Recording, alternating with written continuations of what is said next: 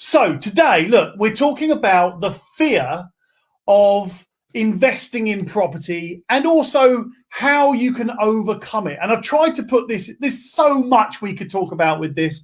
And I speak to so many property investors almost every day, actually, who have a fear of investing in property. And so I thought, hey, do you know what? I've got a few ideas on how people can overcome that fear, what that fear actually is, and also how you can calculate that fear and put it into something that you can use and succeed with. So look, I'm going to give you a few tips on how to succeed from the fear, how to overcome the fear, and all of those things.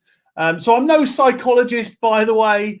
I'm literally just a property investor and letting agent and all of that sort of stuff that's got a few ideas. So hopefully you like it. Give us a comment if you're listening to this. Like I say, I'm trying out a new time, so I'd like to know that people are with me. So let me know if you're here. Anyway, look. So this is relevant for anybody who is starting out in property investing, or if you want to start out in property investing, or maybe you're expanding what you've already got, but maybe you're a little bit nervous and apprehensive. You've got some fears, you've got some worries that you would like to overcome. Everybody wants to overcome their fears, don't they? But sometimes you just need to know how. And so first of all, and this is step number one, is that you absolutely have to feel the fear. And that sounds really cheesy, but what I mean by that is you have to identify your fear and acknowledge and accept that you're scared. Because you know what? It's all right to shit yourself from time to time. You know, we're all grown-ups and we're all scared of something at some point in our lives, and that's okay. And it's also okay to worry about stuff as well. Because I think worrying is good. As long as you worry in the right way, like a property investor, I think it gives you focus. So first thing I want you to do is identify your fear and write it down. There's nothing wrong with just jotting down a few notes. For me, if I'm in the car or something like that, I record my a voice memo. Sometimes I record it into a video, and I might well share those fears. You identify that fear, and it's all right to write it down. So I tend to record it, like I say, a video or a voice memo. So I can either use it because I like to share all this stuff with everybody, or a bit later on down the line, I can label it and I can have a look back on it. But this is what I actually do with it. I record my personal upside and downside. So if I've got a fear about a property that I'm looking at, and certainly when I first started property investing, I had a load of fears, and it took me a long time to actually make that first jump into investment. So what I do now is if I've got some problems with a property or some fears, I write down the personal upside and the personal downside, not the financial stuff. What could happen to me personally? And then I work out the same thing, but into a worst and best case scenario. So what's the best thing that could happen to me if this one succeeds? And what's the the worst thing that could happen to me if this property investment fails? And I write this down, and this is all good stuff. Eventually I'm going to write a book about my life. I've done so fucking much stuff. I'm just going to write it all out and see what happens. Anyway, best case and worst case personally, just write this stuff down. And then work out what personally you could lose if this property investment goes wrong, and what personally you could gain. And by the way, it is actually all right to be like a bit pessimistic and negative with property investing, as long as you calculate that, and you also calculate your optimistic and positive side to all of this. There has to be two sides to everything, right? So write down all of that stuff. It sounds really cheesy, but trust me, this really works when you go on to the next bit too, because it enables you to calculate this like a property investor. So while you're doing all that, write down all those risks. What are all these concerns that you have? And that will enable us to move on to step number 2, which is to translate the numbers. So next, we're going to move on to step number 2, which actually you've already done, because you've done the personal bit, right? So you've written down all this stuff that you feel like might happen to you personally with this property investment.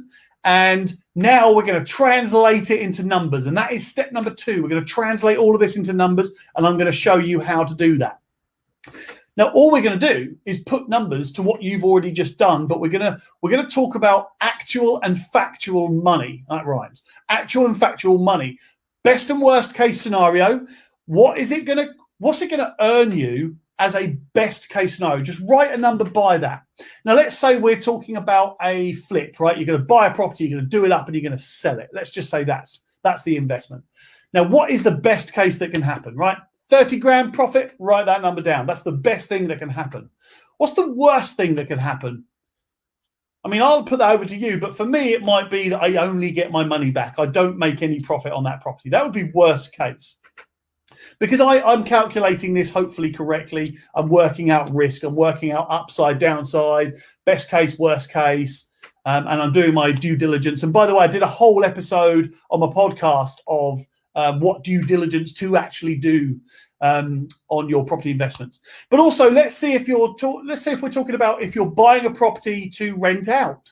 What's the best case scenario and the worst case scenario financially? Let's say you're spending 150 grand on a property and you're going to rent it out, right?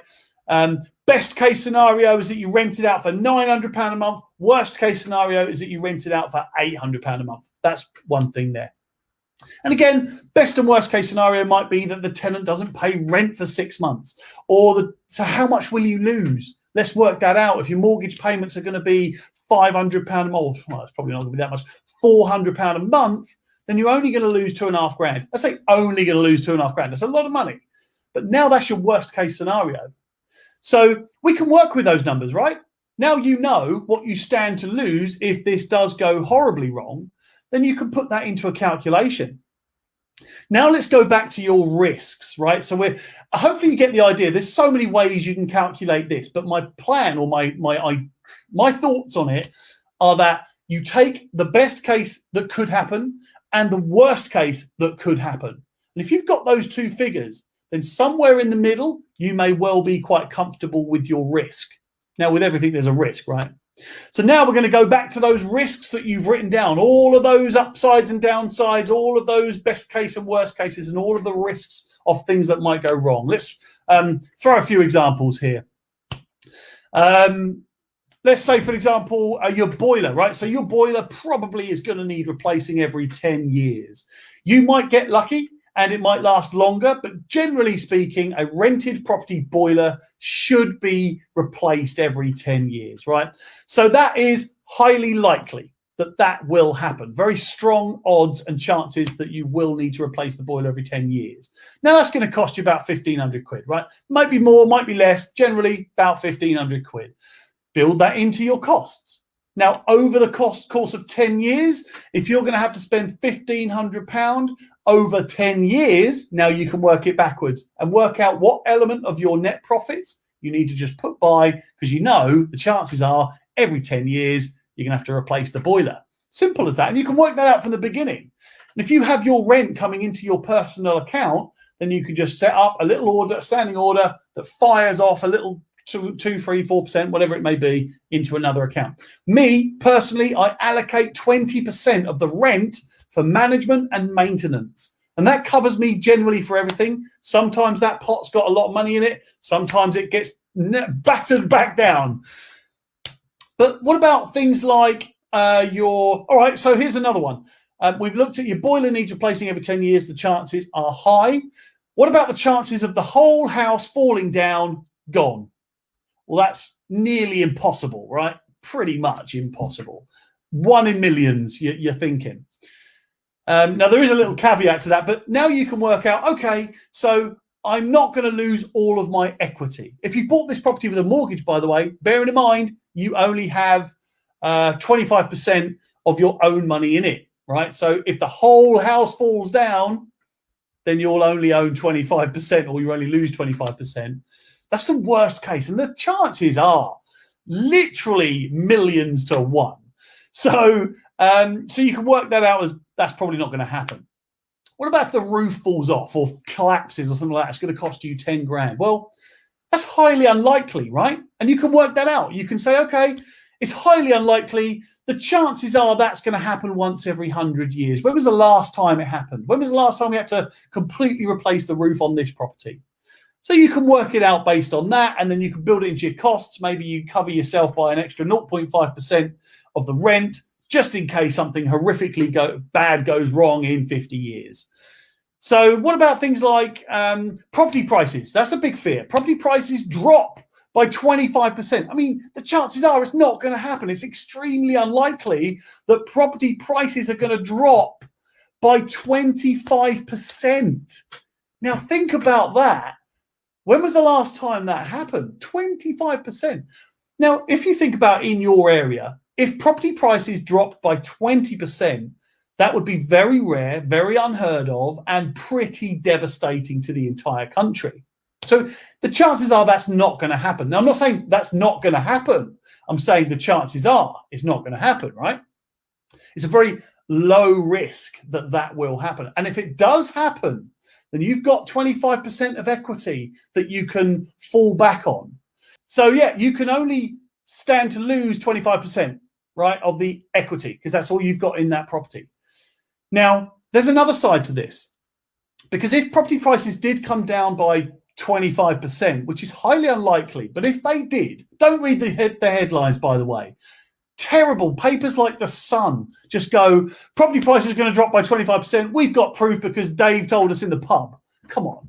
Anyway, the chances are it's probably not going to happen. So if it does drop, then how are you planning to sell that property in the next year or two? Probably not. You're probably going to keep it for 20 years. If it's a good rental property and it's generating a good profit, then have a look over history. If prices have dropped anything, then they've gone back up again. So you can expect an element of safety in the knowledge that at some point your property price will go back up. And it only affects you if you're going to sell that property. Now, look, we've seen some horror stories of negative equity in the past, right? And I've just actually noticed Joanne said, what about negative equity? The chances are if you've got an investment property, the chances are you're not going to get into negative equity. But the mortgage companies are not going to start repossessing your property at the moment, because think about it. If property prices are coming down, they know it's going back up too. So they're going to want to keep hold of it to keep their security. Otherwise, they'll lose money as well. The whole negative equity thing is a bit of a headline as well. It's really irritating, actually, when you read headlines like that in my industry, because it makes people scared. And then I have to do bloody Facebook Lives at 5 to 6 at night about overcoming fears. Anyway, so I've gone on a bit more than I wanted to there. But what I'm saying is that price drops of any major devastating significance are highly unlikely. So I want you to remember that, because also the only thing that should change if you're going to buy an investment property is your offer. Now, if you calculate your risks and you do your due diligence, you might come up with a real little gem. You might see, right, this property's got high chances of something going wrong. This property's got this. So you change your offer like that, but then you can also see that the data's telling me that this is a high demand area, or it will be in a year or two's time. I did a podcast actually with a guy called John Penquet. And John, if you watch this, hello, mate. Good talking to you the other day. And John is big into the data element of the property industry. And I have a look at it, look him up. John Penquet, his name is, look him up. He's massive in the data side. In fact, he stopped everything he was doing to go more into the data side. But anyway, so John Penquet, he talks about using the data to identify growth spots and demand areas and so on around the whole country. So if you've done your due diligence and you've worked out your risks, then now you know, hey, I've worked out my risks. This is the worst that can go wrong. But I know that this is going to be a high demand, high growth area. Hey, now your fear is coming down like this. It should be. But it's not that you won't have fear. It's that you feel a bit more confident about what to do if your worst fears come to life, right? That's all it is. Fear just doesn't go away. We're all products of our childhood, right? Fear is something we can either use or be consumed by. And if we're consumed by it, we can't act on it. We can't take action. So now we know what our fears are. Look what we've just done. And like I say, there are so many more things we can do to calculate and work out our fear.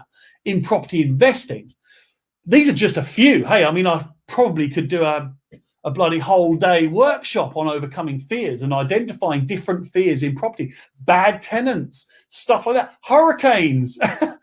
We've talked about property prices, demand coming down and rents coming down, mortgage market crashing. All of these things are fears, but that we can translate into numbers. So anyway, that moves us on to step number 3. And I've got to credit, there's a book, by the way, which has this title I'm about to give you, but I never read that book, and I was given this title as a bit of a comment or a phrase by a guy called Tosin. And Tosin, if you ever get to watch this, by the way, then that changed my life, because I'm going to give you a statement which is feel the fear and do it anyway. Because what you've just done is you felt your fear, you've understood your fear and acknowledged it, and it's there on paper now. We've written it all down, so you know where it is. It's right there. But you know it's there. There's your fear. And now we can translate it into numbers and do it anyway. Because we now know what the risks are factually, not emotionally. That's what we need to do. We need to turn it from emotion into objective, factual information that we can then calculate with. So make the offer that works for you, because now you understand what the fear is. You can now make an offer. You've got it into a number or a series of numbers. So make your offer that works for you. Remember, you're the buyer, and if it doesn't work for you, don't buy it. And you make your offer with the attitude of, I don't want to sound rude by this, certainly don't be rude about this, but make your offer of take it or leave it, Mr. and Mrs. Seller. This is my offer. This is what this property is worth to me, because I'm a property investor. Believe it or not, you're entitled to make money and make profit. And remember, it's a take it or leave it offer. There might be some room for negotiation, but show how you've worked that out. Show the owner or the agent or whoever you're buying through. Show them how you've calculated and what sorts of profits you want to make. I know, right? That's crazy. Tell people what profit you're going to make. Well, yeah, you're an investor. Of course you're doing this to make profit. And if anybody on the selling side, like the agent, if the agent doesn't appreciate that you're an investor to make profit, they probably shouldn't be an agent. And if the seller has such a terrible property that you're able to buy it cheap, then they also don't really realize that, well, no one's just going to spend their money to do you a favor, Mr. and Mrs. Seller. I'm sorry to say that, but it's true. So anyway, it's take it or leave it. And also remember that it's just a pile of bricks. And there's another pile of bricks down the road. So if this seller doesn't accept this offer, then hopefully the other offers that you've made will come about. And I always work, and I did the whole podcast on how to buy properties through estate agents. That includes a little bit about this, but I always work to about an 80-20 rule, right? So if I view 10 properties, out of those 10 properties, if I've done my due diligence, remember, you've got the podcast on due diligence, and then you've got the podcast on buying through agents. So if I've gone to see 10 properties that I've done due diligence on beforehand, and then out of those 10 properties, I would expect to make 8 offers. Now, out of those 8 offers, I would expect to get 2 sales agreed. Now, if you've got money and you're going to buy 2 properties a week, because you're going to view 10 properties a week, you're going to make 8 offers a week, and you're going to buy 2, then you're doing very well, especially if you're raising capital from investors and joint venture partners and mortgage lenders and so on and so on, or your own cash. If you're doing that, you are doing well. I don't do those numbers, by the way. I started doing it, and then I launched this stupid podcast. I'm doing all these videos and lives and stuff. So now I don't see so many properties, but I'm certainly offered a lot of properties at the moment. I think it's because I'm doing this and everyone knows I'm an investor. I get offered a lot of properties, and thank you very much, Joanne. But anyway, so look, what we're saying here is it is just a pile of bricks. So there is another pile of bricks down the road, and especially if you're very, very active in your pursuit of a property investment deal. Now, if you lose money, then how much will you actually lose? If you buy a property, you're going to do it up and sell it, and you've calculated that you're going to make 30 grand, but you end up only getting your money back, which, you know, if you're going to make 30 grand profit, then the profit becomes 0, right? Based on what you're going to spend on that property. If that's all that happens, think of it like this. How much would you spend on real life training that tells you what never to do ever again. You'd probably spend a couple of grand on that training, right? You'd spend training on actual real life experience of and lessons on what should I never do to never lose money again. Well, there you go. You just bought it. Now, you might have lost yourself 3 or 4 months of your time, and you might not have made any profit. You might have even lost a couple of grand, but that's how I would see it. And it's like Conor McGregor says, you either win or you learn. You never lose. So remember that. Whatever you lose in investing, not just in property, but in investing or in business, you look at the loss. How much have I actually lost? Sometimes you just need to know how much you lost. And it's okay to lose money, right? In any investing, and any investor has lost money. As long as you make more money on the other 10 deals, then you're all right. And all you look at it is as this. What did I lose and what did I learn? And that's the best way to look at these things. And lastly, I just want to stick in here, right? We've talked about roofs falling down, houses falling down, boilers need replacing, all of that sort of stuff. Now, you probably do have buildings insurance on your property covered. You probably do have landlord's insurance on your rental property covered. And even if your roof falls down, you've probably got some sort of insurance that will protect you on that. It's probably your building's insurance too.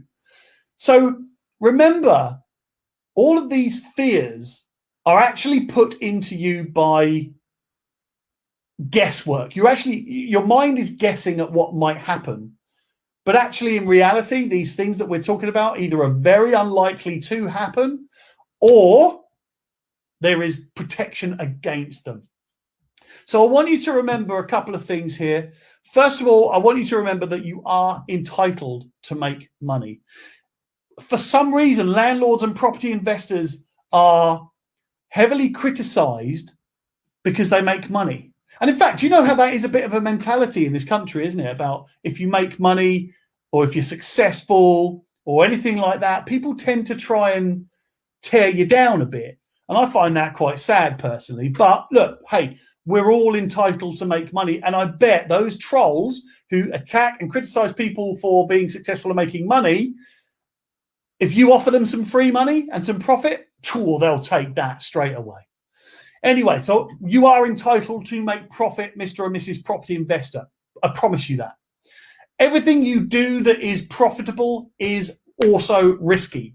So make sure you calculate that risk so you know exactly what the risk is and what it could cost you in real life. Try to ignore these big bad headlines because they're big and bad.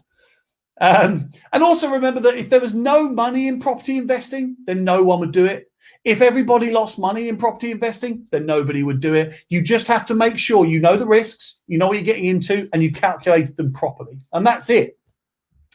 And lastly, I'm going to end by saying, actually, I did a podcast on this with something similar as a title, if I remember right. But you need to see other people's success so that you can be successful yourself. And all you need to do is just copy them. As simple as that. There are no secrets. You can spend thousands on training courses, and there are so many property trainers and experts and stuff like that around, and some of them are great and some of them are shit. But actually, there are no secrets. So if anybody ever says to you, I've got the secret to property investing, no, you haven't, mate. You absolutely haven't, because you are not the one person on the planet that knows a property investment secret. Unfortunately, we're all governed by the same rules, right? We're all governed by mortgages and bricks and mortar and legal transactions and the land registry and stamp duty. We're all governed by those same rules that we all know about. It's all open information. Anyway, look, I kind of did this one because I've spoken to a few people recently who have said that they're just really nervous about investing in property. So the first thing I want you to do is identify your fear. Feel your fear, acknowledge your fear. It's okay to be scared. Don't worry about it. Write all your fears down, pros and cons, upsides and downsides, best case and worst case. Write those down personally and financially. Now translate it all into numbers. Remember, calculate the odds. What are the chances of the whole house falling down and you haven't got any buildings insurance? Pretty close to zero. Turn it all into numbers. And then once you've felt the fear and you've translated it into numbers, do it anyway. Do it while you're scared. What a buzz if you do that while you're scared and then it comes off and happens for you. But what I will also say is that you remember when you were a kid and you used to jump off things into the sea or into the swimming pool and you stood over this edge and you're like, shit, I'm shit myself here. And then you did it anyway. And there's that almost that excitement of doing it anyway. Well, that's what I want you to feel here. And thank you very much, everybody, for watching. And remember, this is just one more thing, isn't it? This is just one more thing. And I would love you to be the best version of yourself at everything. So in order for you to be the best version of yourself at this one thing that I've just been through right now, then, hey, go and be the best version of yourself at everything, because you can and you should. My name's Tom Soane, and as always, this is the Anonymous Landlord.